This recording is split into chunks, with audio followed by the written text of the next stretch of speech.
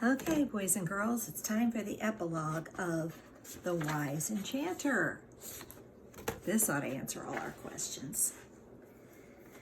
They walked in silence, first this way and then that way, and turned again until they stood in front of the gleaming gemstone doors. Gadrin raised her hand and the doors swung open. The children, with Rukmini carrying the dormouse, entered behind her and found themselves in a vast hall paved entirely with gold. "Welcome," she said softly. An enormous bed made of pink and purple amethyst stood at the other end of the hall. The children followed Gadrin toward it, all the way across the floors of gold. They hardly dared breathe as they looked on the face of the ancient man who lay there on the bed. His eyes were closed. His face was as old as time and reminded Rukmini of her grandfather and even her grandmother. Looking at his face, Michael thought of the hermit and Sipho of Madame Conchens. Then the ancient man spoke, and his voice was rich with all the pictures, all the words, and all the wisdom that was ever in the world. "Thank you for coming." His voice carried like a music of the tide. "You've brought me the book. Let me hold it." Michael placed the magic book on the wise enchanter's bed. Slowly, the wise enchanter reached over to touch it.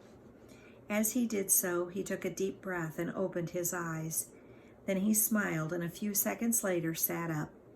"Ah, that feels so much better," he said, looking at the children. As he did so, his eyes sparkled like pieces of bright blue sky. He began to look through the book slowly from the first page to the last. When he got to the last page, it began to shimmer and glow. The zigzagging path on the paper seemed to be made of real gold. Then he carefully closed the book. He swung his legs off the bed and rose up tall, so very tall that the children gasped. His cloak was at once cloth and air and mist. He walked and he also floated. His laugh rang through the golden hallway. Finally, he came to each child in turn and shook his or her hand. Gadrin walked by her father's side, and her eyes shone with delight. "You've been courageous," the wise enchanter said solemnly, "and neither selfish nor unkind. Because of your deeds in the world, my strength is returning. Dear children, in this magic book and now in your hearts are all the seeds of the wisdom of the world. The magic book will remain here, but you will carry the wisdom with you out into the world. And now," he said, "tell me your questions. I know all your hearts were full of questions before your journey began. What is the question in your heart, Michael?" "Well, I've wanted to know for some time why the sky is blue." "Close your eyes and look into your heart," the wise enchanter said, "and you will find the answer. I think that the sky is blue because the sun loves it so much that it sends millions of rays through the darkness and turns it to light." "Ah, good answer," he said again. At that moment, Michael understood something quite suddenly. "Oh, sir, oh, Rukmini, Sipho, and Lauren, listen. Madame Conchens isn't a real name. We just weren't ready to understand it. I understand it now. Her name is Conscience." "Conscience, yes," the wise enchanter said and smiled. "She is now returning to the world, and if you listen carefully, you will always hear her whispering in your ear. Don't forget her, children." "No," they all said together, "we will never forget her, our dear Madame Conscience." "And now, Rukmini, what is your question?" "I want to know what the biggest number in the whole world is." "Look inside," the wise enchanter said. Rukmini closed her eyes. "Maybe," said Rukmini suddenly, "the biggest number in the whole world is 1. Everything and everyone is contained in one big world, you see. Everything can always be in one."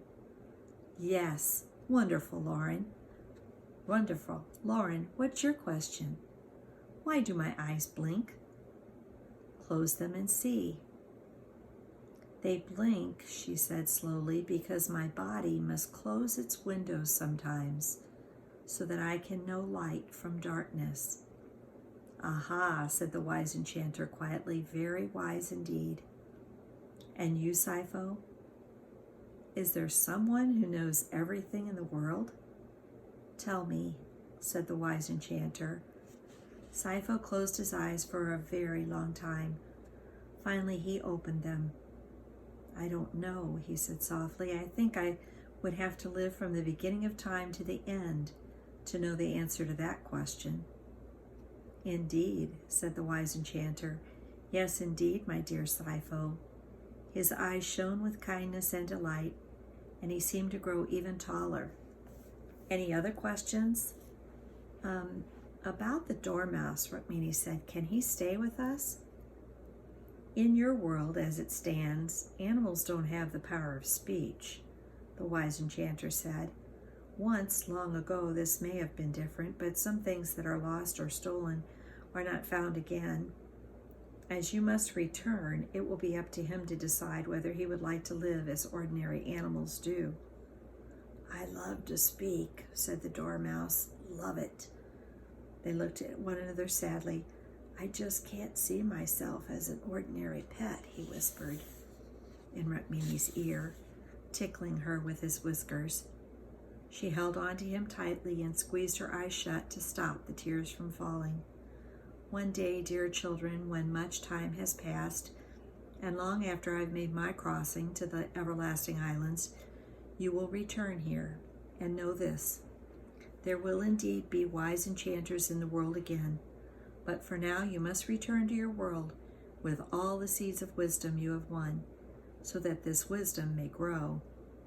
Thank you for the gift you have given me from your kind hearts that has made me well again, and broken the icy grip of a dark enchantment, and rescued many creatures.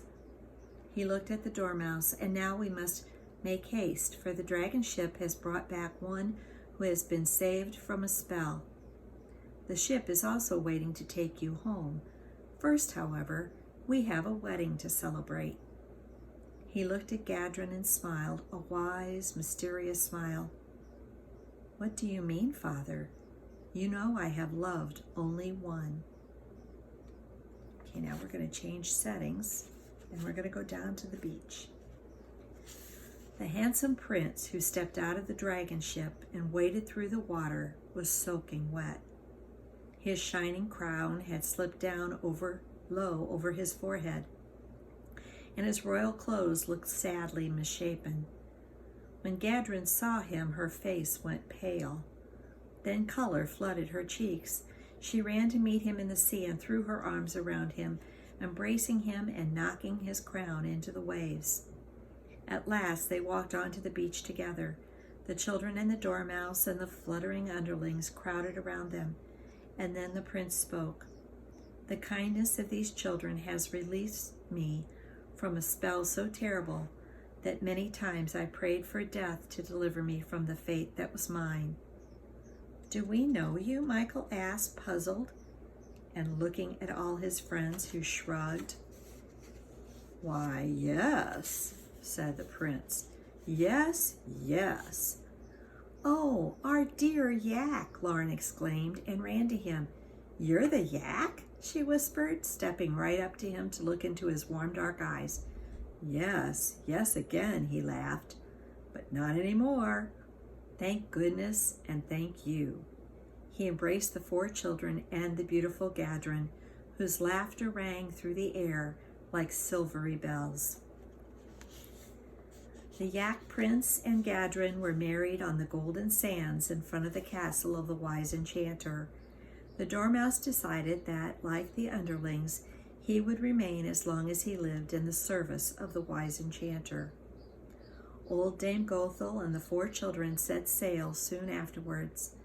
Somewhere not far from the castle of the wise enchanter, they found the children's boat drifting gently on the sea.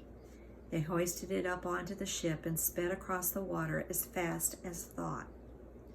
The children recognized the sea of silver. Then a great wall of mist lay ahead of them, and old Dame Gothel slowed the dragon ship. From here you travel on your own, she said kindly, back to your world, to your friends and families, who may not have missed you quite as much as you might think. Why is that? Lauren asked. Old Dame Gothel winked. Because time has hardly passed at all in your world, she said. You've been away less than half an hour. If you get back soon, no one will think twice about where you were. We'd better go then, Michael said, and made their boat ready, lowering it with ropes and pulleys into the sea. Before they left, Old Dame Gothel embraced each one of the children. Then they clambered down spidery white ropes into their boat. Goodbye, they called, waving as the wind caught their sails. Thank you for the ride. We'll see one another again one day, Old Dame Gothel called and waved back, her white hair flying in the breeze. The children watched the dragon ship until the mist swallowed it, and then something knocked gently against the front of the boat. Lauren leaned over and reached down into the waves. The Yak Prince's crown, she said, pulling the glittering piece out of the water. Jewels gleamed in the bright morning sunlight. Oh, the other sighed and ran their fingers over the treasure. I think he meant for us to have this for now, Rukmini said softly. She patted it dry with the edge of her shirt. We'll take good care of it. In case he needs it one day, Sifo said. Hey, look, Michael exclaimed. It's the Point of Rocks, Lauren said, and it's still early. There's our beach, and there are people swimming in the waves. The children crowded together in the warm blue sea beneath them. Unseen hands guided the boat safely to shore. There's nothing quite as satisfying as finishing a book with a great story. I hope you enjoyed The Wise Enchanter, and you might, like me, want to read it more than once. Bye-bye.